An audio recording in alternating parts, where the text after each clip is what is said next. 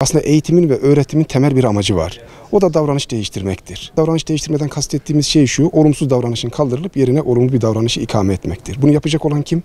Bunu yapacak olan öğretmendir. Toplumun bütün katmanlarının beklentisi öğretmendendir. Dolayısıyla öğretmenlerin eğitime yapabilecekleri en büyük katkı davranışı değiştirmektir. Bu çok genel bir tabirdir. Bu hem akademik alanda, hem psikososyal alanda, hem kültürel alanda, ahlak alanında karşısındaki partnerinin, yani öğrencisinin davranışını değiştirmek için çaba harcaması gerekir. Eğitimin amacı davranış değiştirmektir. Fakat bu nasıl olacak? Bunun olabilmesi için öncelikli olarak davranışı değiştirmeye niyetli olan, çabalı olan kişinin kendisinin davranışını değiştirmeye açık olması lazım. En önemli kısmı budur.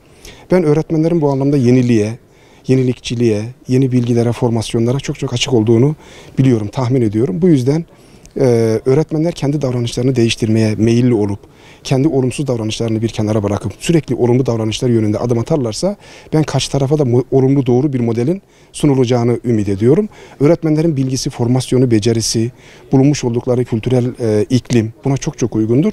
O yüzden hem toplumun beklentisi hem kendi beklentisi ve aslında dünyanın beklentisi de budur. Dünyanın bütün toplumlarında bireylerin davranışlarını değiştirecek olan kişi öğretmenler ve eğitim sistemidir. Dolayısıyla öğretmenlerin, öğrencilerinin, bireylerinin, ailelerinin hatta olumsuz davranışlarının yerine olumlu davranışları koyabilmesi için temel bazı kural ve kaidelere ihtiyaçları vardır. Bunlardan bir tanesi bir kere tutarlılık olması lazım. Yani öğretmenin davranışlarında ve sözel düşüncelerinde tutarlılık olması lazım. Biz söylediğimiz şeyleri yapıyor olmamız lazım. Öğrenilmiş olan bir davranış öğrenilmiş kabul edilebilmesi için mutlaka bellendikten sonra uygulamada kendisine yer buluyor olması lazım. Tabii ki akademik alandaki eğitim mutlaka olacak.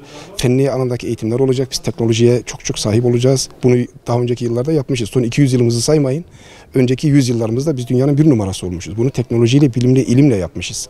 Ama bu arada ahlaki gelişimimizi de sürdürmüşüz. Fakat son 200-300 yıldır biz maalesef Batı'nın etkisinde kalmış olmaktan kaynaklı olarak özellikle fenli ilimlerle olan ilişkimizi sınırlandırmışız. Bu bizim için çok büyük bir zaaf olmuş. Teknolojide geri kalmışız, iletişimde geri kalmışız, sanayide geri kalmışız.